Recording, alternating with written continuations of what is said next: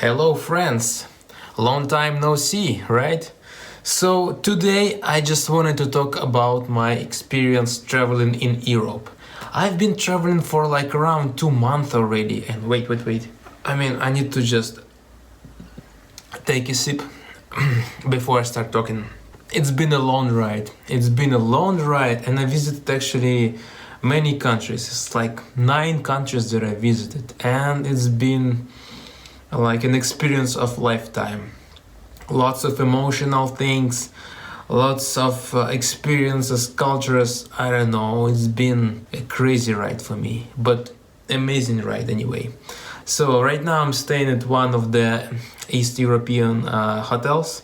It's located in Krakow, Poland, and it costs around 27 bucks per night, which is definitely quite a nice deal, I feel like. Yeah, you can't beat it. And it includes free breakfast, by the way. And yeah, it's actually one of the points, but let's talk about those points more specifically.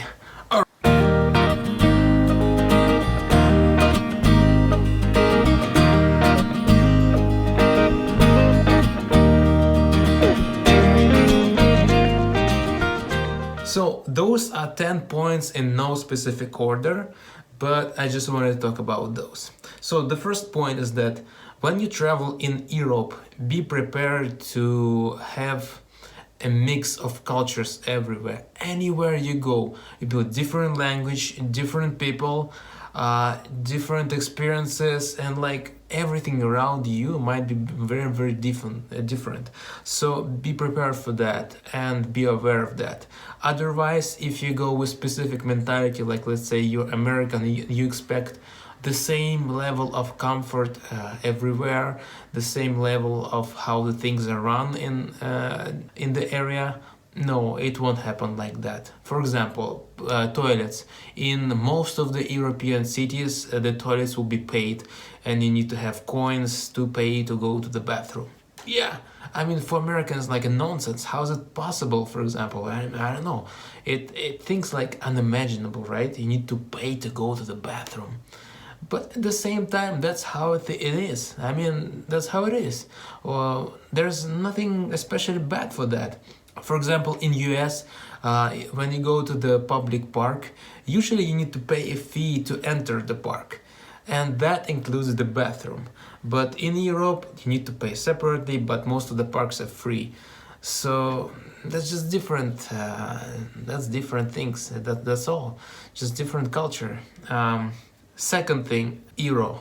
I know most of the people think that euro is like default currency all over Europe, and like everywhere you go, the euro will be accepted. This is true in the most cases, but not in every country. No, not in every country. So be aware of that and be prepared to exchange your money or like take cash from your debit card in the local currency. Yeah, so be aware of that. And in some cases, you actually have a pocket full of change. Like you have the coins from one country, coins from the other country, and it sounds weird, right? You have coins all over the countries of the Europe, so that's strange. But hey, it's fine too. Sometimes actually, I remember myself that. Before I go out of the country, I need to use all of the money, because otherwise all those coins will be with me, and what I have to do with those? Like other countries do not accept those coins. Should I just throw them away, or I don't know, donate them, or like you will not go to the bank because like, hey, like I have €2 or $2 worth of money, like exchange it. That's kind of nonsense, right? So yeah, I actually prefer to like use up everything and only take small amounts of money every time I go. But there's a catch. Every time you take the money out of the ATM, there will be like international fee, right? So be aware of that, and sometimes it actually makes sense to take out a larger amount of money out of the ATM. So yeah, it's important too, but you'll manage that. It's all fine. So yeah, currency is a big deal. But I do not recommend you actually taking lots of dollars with you and exchanging here, because exchange rate varies from place to place, and you have a better deal if you have a debit card with you and you just exchange it.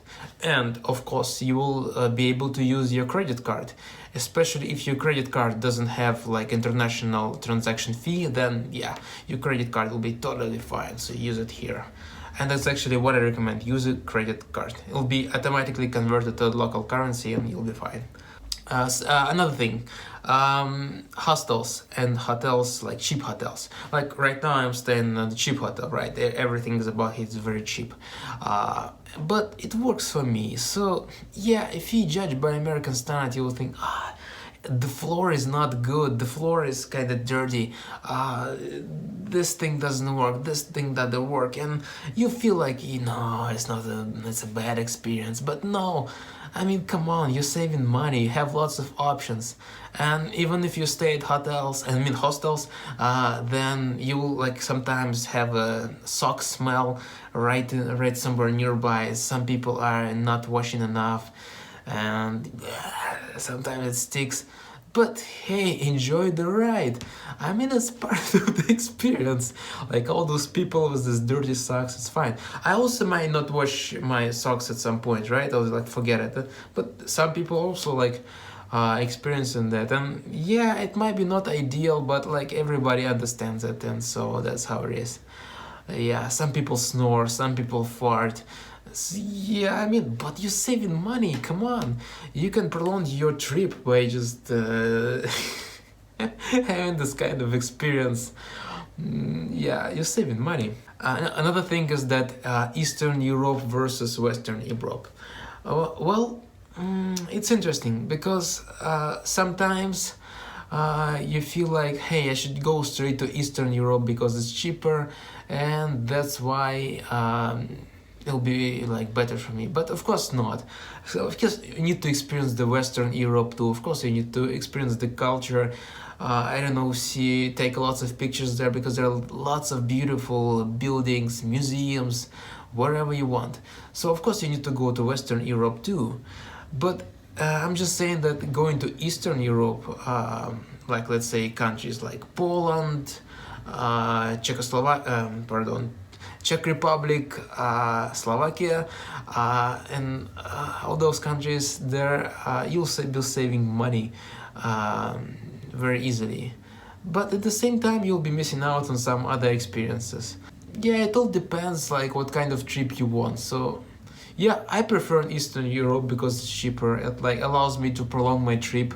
And it works fine.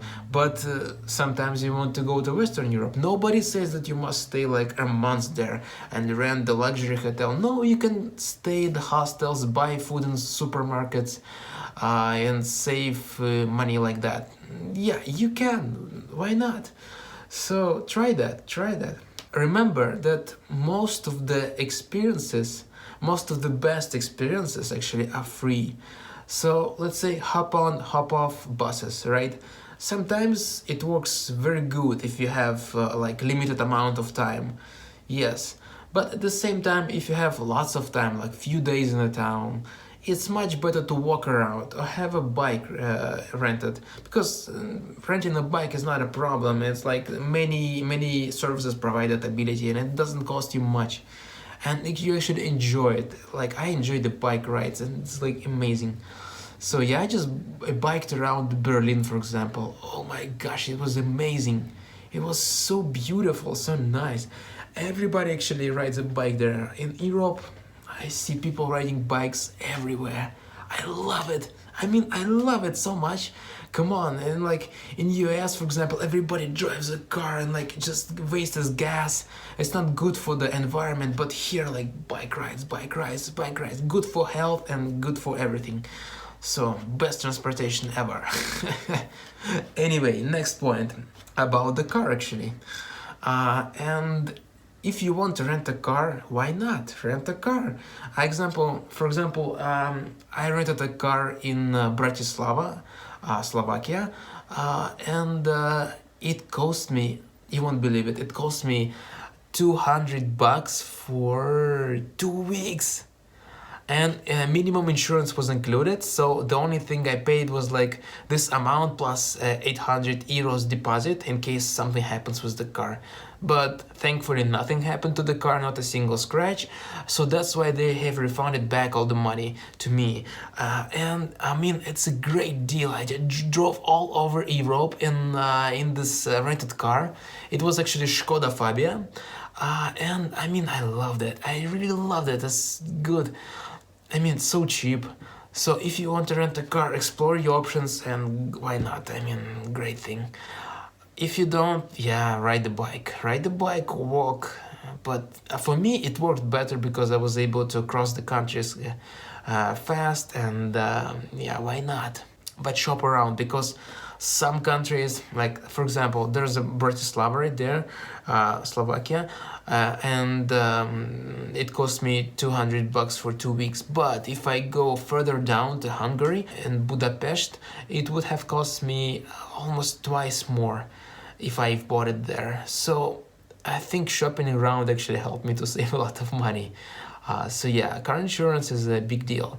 Also, another thing about renting a car in Europe is that you need to pay additional amount to travel between countries. Usually those rental companies charge you. For example, in my case, it was Budget, the company I've rented from, and they have charged me 40 euros for the ability to ride the car in European Union. It's actually tricky to go outside of European Union. Not all the countries are allowed to go when you rent from the specific rental company. So yeah, be aware of that. Read the fine print, read everything that it's in the small font, what it says there, to make sure you actually can make your trip. Otherwise, you don't want to end up being in another country without insurance and basically left with nothing.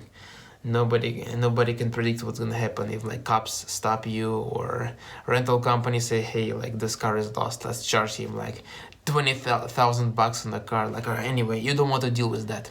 So that's my tip. Be sure to review actually where you can go with this rental car. Another thing about the car, vignettes. When you go around the Europe, they have a very interesting system. Like for example, let's compare with America. In America, we actually have this toll cards. How to say this, like tags, where you put in like in the windshield and automatically it scans like when you go through the checkpoints and all that. Well, in Europe it's made differently. Since people traveling between the countries, since there's a lot of movement between the countries, because like within European Union it's basically like there is no actual border. You just cross back and forth the way as many times as you want. So how they gonna charge people for using those roads? So they came up with the thing called vignettes. This is like small sticker you attach to your car, and you can purchase this on a gas station and like last station between you cross the border to the country you're going to. Afterwards, if you don't have this vignette, this sticker that you have paid like toll, the police might stop you. This is the first thing. And second thing, that cameras are everywhere. They can catch you and send fine to like whatever, to a rental company or something will gonna happen. And those fines are large. It's like 150 euros. So yeah, you don't want to be caught. So better to have all those stickers bought in whatever country you're going, just buy this sticker. And there's also interesting thing, it should be attached to a specific place in your car, because I was going from Hungary to Slovenia and I was stopped by a cop because my sticker was in the wrong place on the windshield. So he stopped me and say like, hey, you reattach it here. I was like, my gosh, so strict. But yeah, this is like one of the cases. In other case, they will just camera will mistakenly think that there is no sticker and they will fine you. So yeah, this is how things work. That's what I say. There's different culture, different approaches, and we can basically understand why it's happening, because like European Union is huge and consists a bunch of countries. And yeah, also about European countries, we might think that you can actually cross the borders openly with all the countries in Europe, right? But this is not the case. Some countries are part of Schengen agreement, like no borders, no border control, no passport check, nothing. But some countries are outside of the Schengen zone, like for example, Croatia is outside of that. So you will be checked, there will be border checked, your passport will be stamped like you're exiting the Schengen zone. Your car documents might be checked as well. So yes, so be aware of that. So there are some countries which are part of European Union, but at the same time they're not part of the open Schengen zone. And of course there are countries outside of Schengen zone and outside of European Union. Like for example Russia, for example Belarus. Those countries are outside of both of these unions, but at the same time you can travel there by land, no problem. Other thing about transportation is that, well, there are a bunch of companies, a bunch of bus companies and a bunch of options to go by rail to travel to Europe. So just explore all the options and try those, because yeah, I mean, Europe is an amazing place to travel. It's like, for example, I took a night bus from Berlin to Krakow, Poland. Hey, like I spent like 8 hours, and like I'm in another country by the morning. It's nice. The cost was like $25 for this bus ride. So hey, imagine I've saved on a hotel. I'm in other place, in other country. Cool, so great. I mean, I'm thankful that I actually decided to travel to Europe because of so many possibilities.